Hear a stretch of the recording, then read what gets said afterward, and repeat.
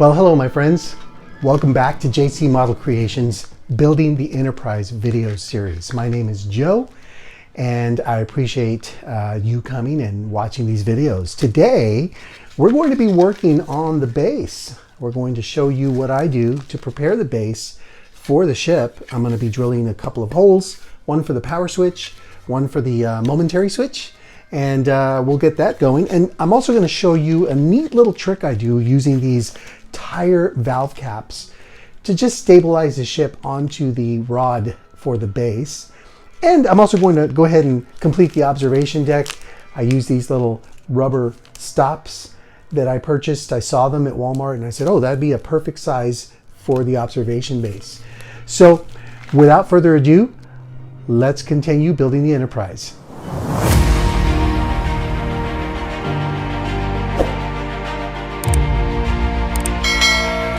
Welcome back, everybody.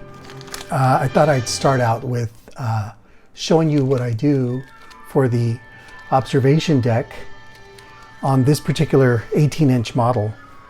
I found these small cabinet rubber stops here. They're dome-shaped and they're clear.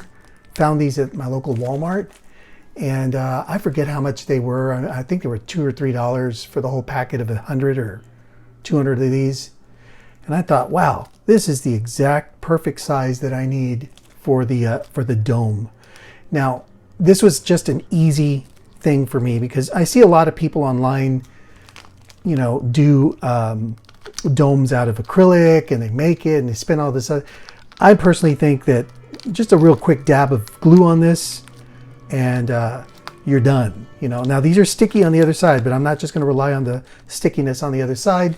I'm going to dab a little glue. So I'm going to go ahead and use this liquid cement for plastic models here.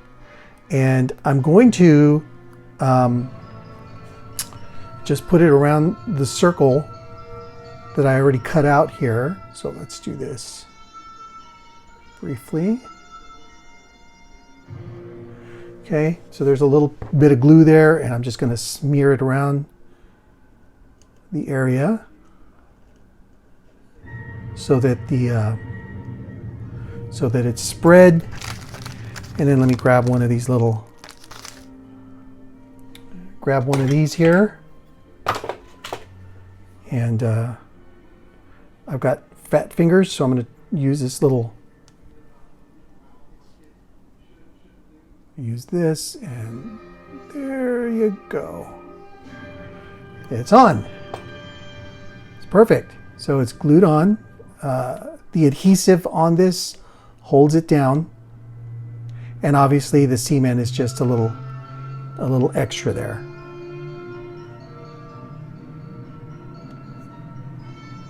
And as you can see, I'm going to move the camera just a little bit so you can kind of zoom in. It's perfect. It's just perfect. All right, on to the next part.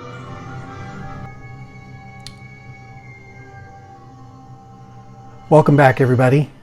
Now, for this next part, basically what I'm going to do is, you know, the hollow rod for the model, you know, has all the wires going through.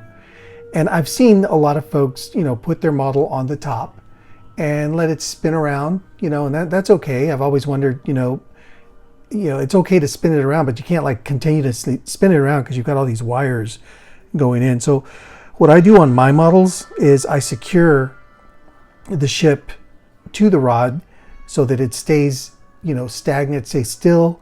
The main feature on the ships I build is the lighting, and it's a display piece. So you could literally encase it if you want. You can display it on your desk, on your shelving, and you're not going to really move it around. What you're mostly going to do is you're going to be pushing buttons to turn on lights and all that. So what I do to kind of stabilize the ship is I grab just these cheap little valve caps. Now these particular ones aren't that cheap. These were like $3, but it doesn't matter. You could do these with the $1 valve caps that you get at Walmart. I happen to have these in my garage, so I pulled them out and I opened them up. So real easy thing to do. Now I started a little hole here just to help drill through to be a little pilot hole, and I just punched it in with this, this puncher I have.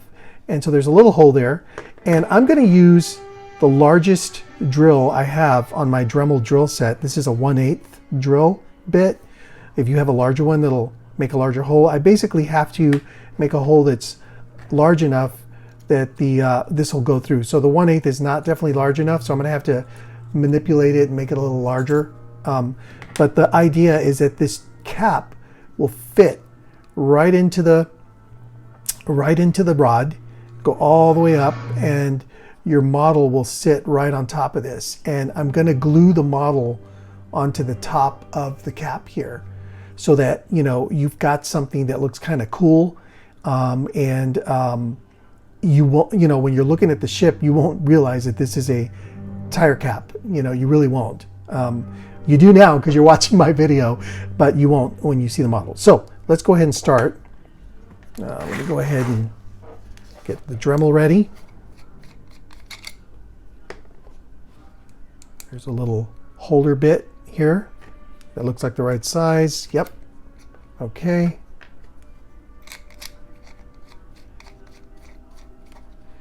Well, by the way, if you don't have one of these, you got to hold this button down.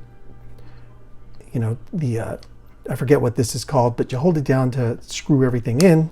It's going to get a little loud, but let me go ahead and start the drilling process.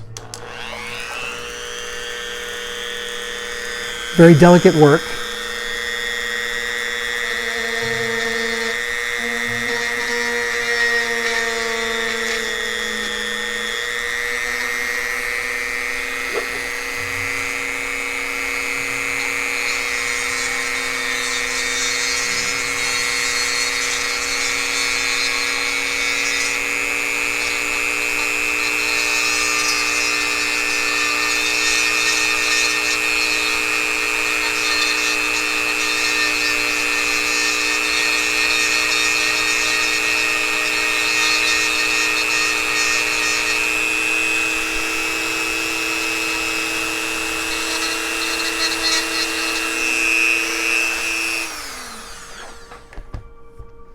Okay, I don't know if this is going to be big enough, but let's test it out.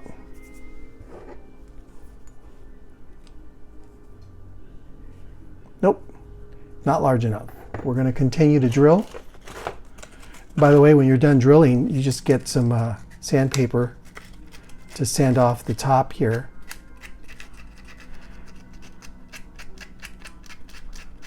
You might even, use your X-Acto knife and pull some of this off. It's plastic, so you can obviously do that. And while I'm doing this, it looks like the hole's getting a little larger. I'm going to try it with the X-Acto knife, just to kind of, and this hole at the bottom doesn't have to be too perfect. It doesn't have to be perfectly round. Nobody's gonna, pick the model up and look at the little hole, how round it is at the bottom of the rod here. The main attraction, of course, is going to be the Enterprise, right? So let's see here. Let me continue, and let me see if that kind of helped, because I did cut some pieces off. It's still not quite there. It's almost there, but it's not quite there. I'm going to continue to use the X-Acto knife just to shave some of this off here. Just shave. Kind of go to the edges that don't look quite round.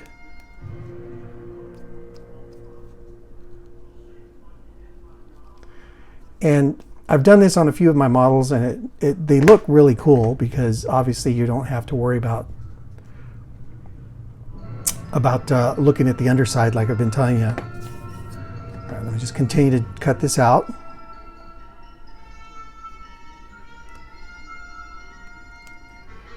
By the way, as I'm doing this, when I was drilling right now with the Dremel, I just lightly touched it and let the Dremel do the work. No need to really press into plastic with a Dremel like this. This is really soft plastic. You don't need to press into this. You just kind of touch it and let the Dremel do the work. And the Dremel went right through it. I realized as I was going through that the Dremel had already drilled a hole, and I was just basically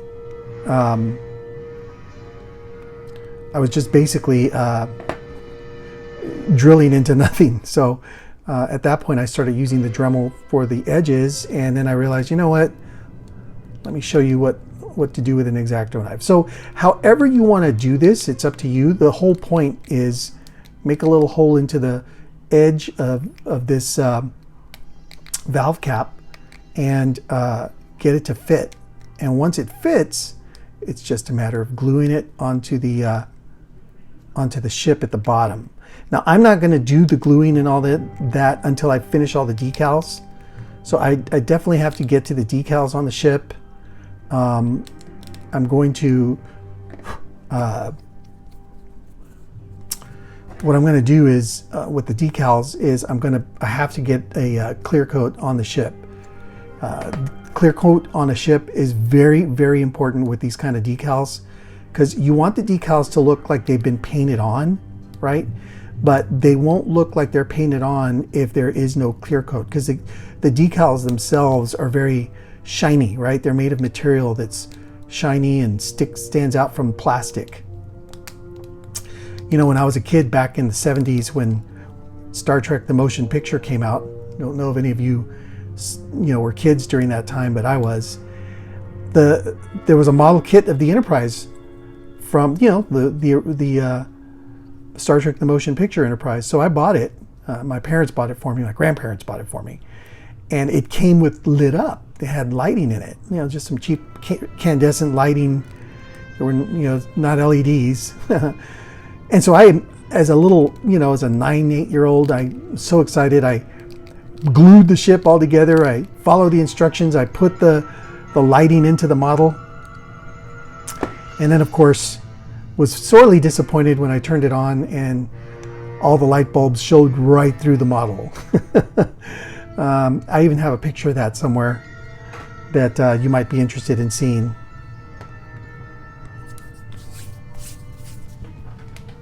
Yeah, here's a picture. May 22nd, 1980. And there it is, folks. The old Enterprise that I built as a kid. It's not painted, it's just the decals were placed on this Enterprise just as is. You can see I had a Star Trek the Motion Picture model or poster right there on my wall. But yeah, when I turned the lights on, they shone right through the model. I had no concept of light blocking or anything like that. So now, of course, that I know what I know, skill sets have grown in all these years, you need to light block, right? And as far as decals are concerned, what happened on this particular model, after, I don't know, a few months, the decals started withering up and turning yellow. And of course, the whole reason for that is there was no protectant coat over the decals. So when it comes to these models, you want to get a clear coat on first so that the decal material will stick pretty well and blend in really well with the clear coat. And it almost looks like it's painted on. But to top it off and to really make your decals look good, you cover the decals with a second clear coat over the decals. So, you've got your clear coat on, you put your decals on, and you cover the decal with another clear coat. And basically, you've got your decals between two different clear coats. And because of that, they look just great. Okay, here we go. Done. All right, so we're done. So let me show you. So the way this is going to work is, you put your rod in there, and you're going to put this in, and you're going to glue this to the model, and that'll stabilize it from kind of jiggling or moving back and forth. And I'm looking forward to showing you the end product. I'll get this all fixed for you, and let's move on and show you the stand. We're almost toward the end on this, my friends.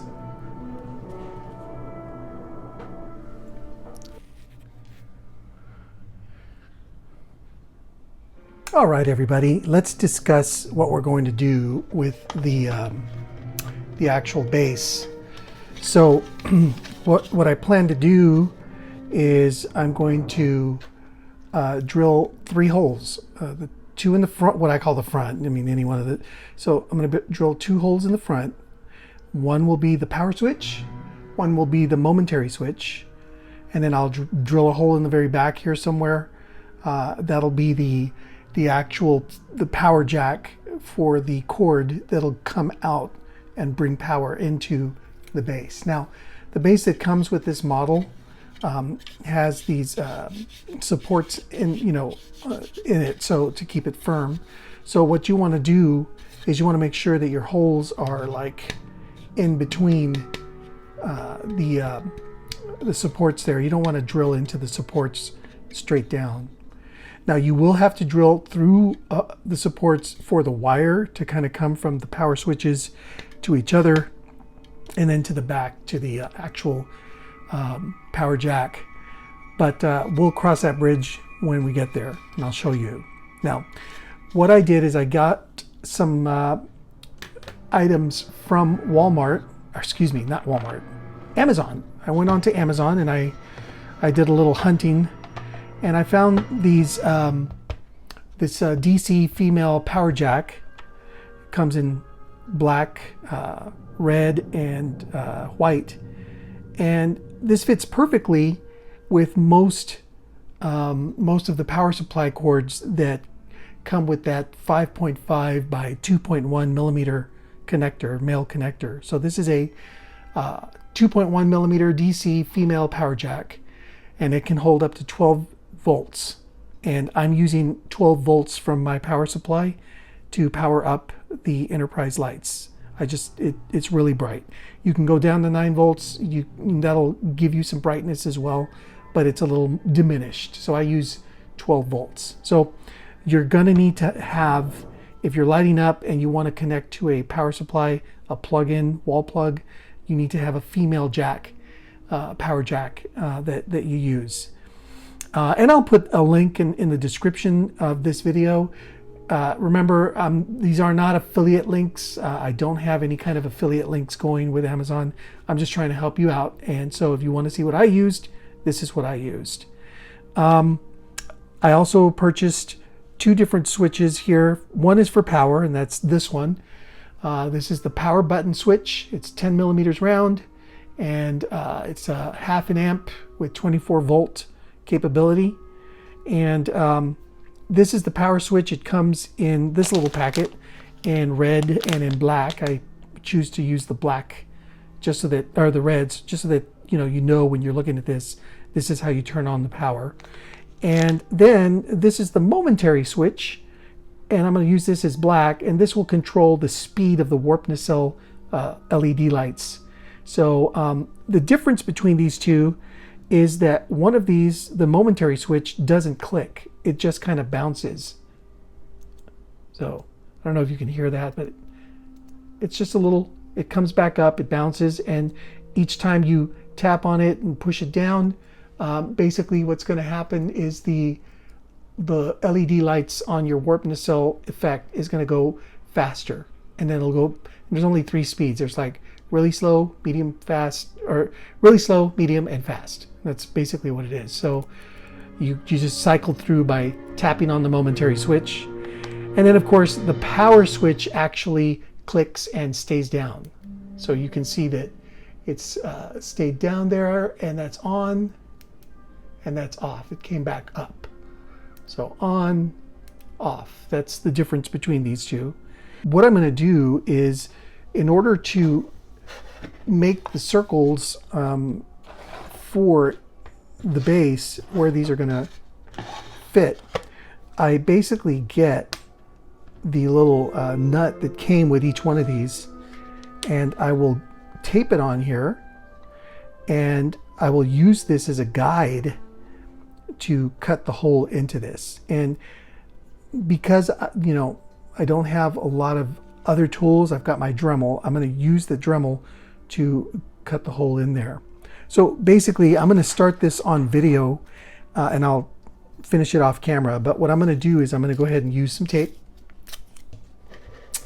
And I'm going to, strategically tape this down, kind of like this, all around. And you use lots of different angles on this painter's tape all around, and it'll secure it there.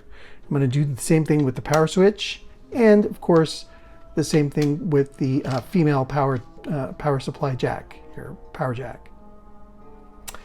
And once this is done, you'll have two buttons and the power jack in the back to turn this on and off. So let me complete this off camera, and then what I'll do is I'll come back and I'll show you the finished work. By the way, something I want to mention, decided to come back on camera as I'm starting this, is what I'm going to do after I kind of secure this on with tape. I'm going to use a marker, a pencil, and I'm going to draw the circle, the inner circle here. Let me just show you what I'm thinking.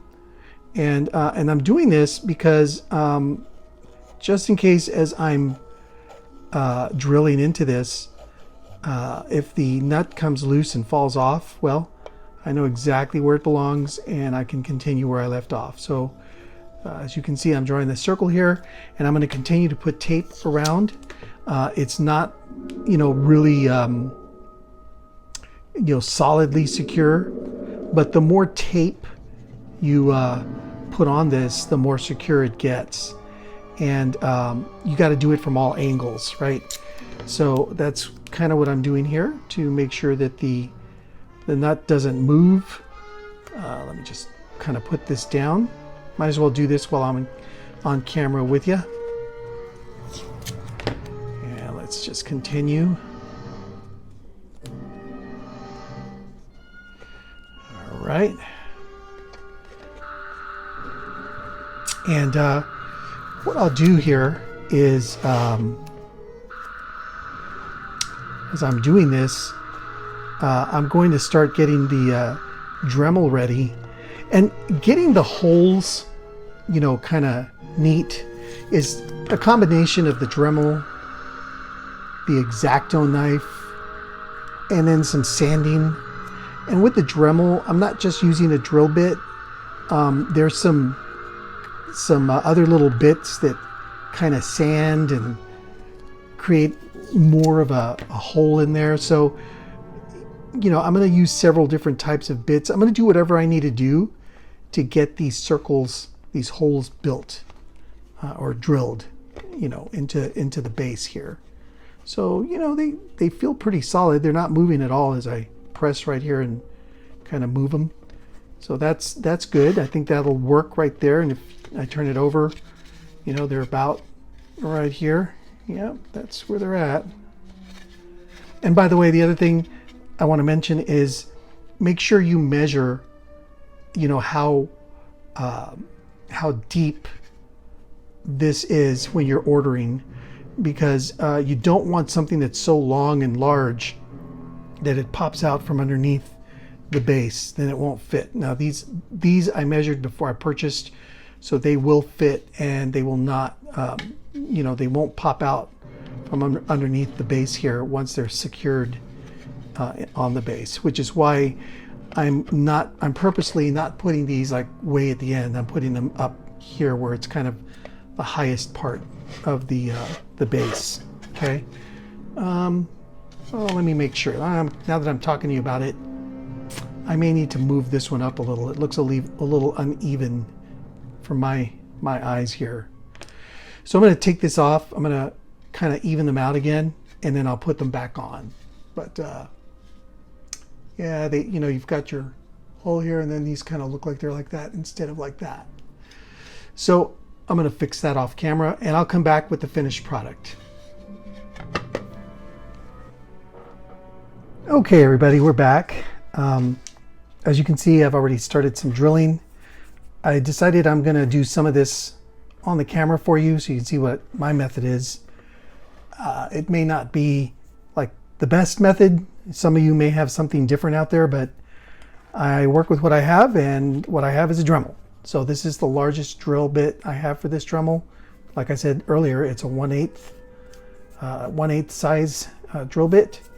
So I'm going to continue. I started on this. I haven't finished this power jack, female power jack hole, but I'm going to continue on these here.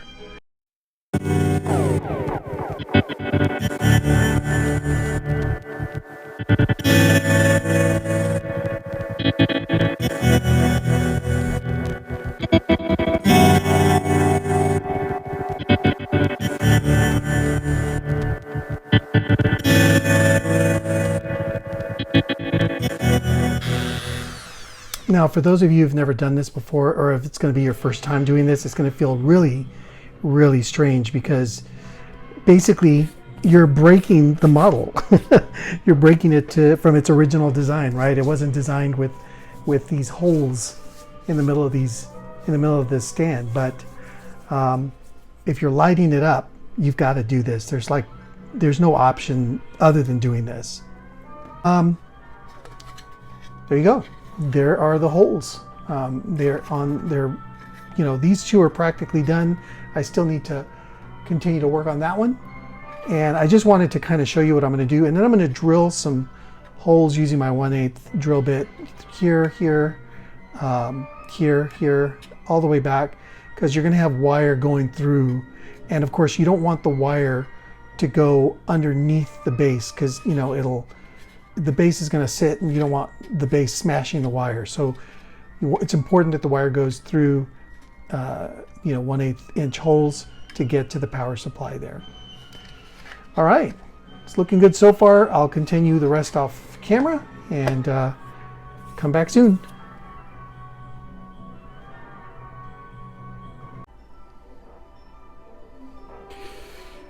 Okay, everybody, I'm done. I've measured these out, and as you can tell, they're not perfect circles. They don't need to be. They don't need to be perfect, but they are drilled in and ready to be for the buttons and everything to be put on. And on the other side, I went ahead and drilled the holes. So this is the last. This is the last switch on this side. So I went ahead and used this switch as the beginning, drill a hole through this piece here, drill a hole there, he'll drill a hole there, and it gets to the female power jack, power supply connector there. And that's all you need. You don't need to drill holes all the way around, just like go into one side. The point is that the wires get a chance to get through to the power supply. All right, so again, let's test this out.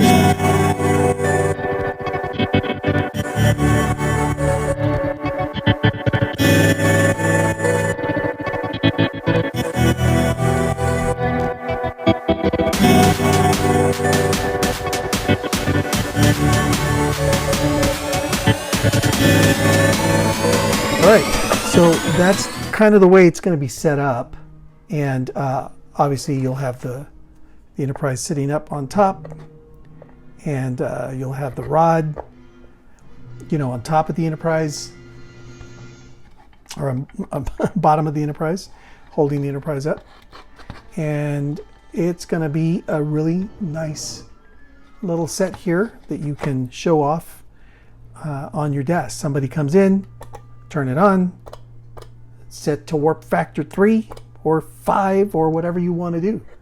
So it's going to really be nice there. Now, something else that I just want to mention here, of course, you've got a hollow brass rod here. You want to make sure that the hole here, that there's a little drilled, piece here. So now the 1/8 switch, the 1/8 drill bit will work perfectly here. You don't want to open up the entire hole here, because you want this rod to rest at the bottom, right?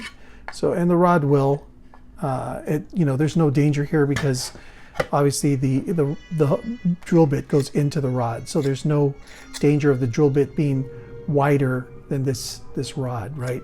But I just wanted to point it out. That's the last thing I'm going to do here before I paint this whole thing, and then we'll get to the wiring.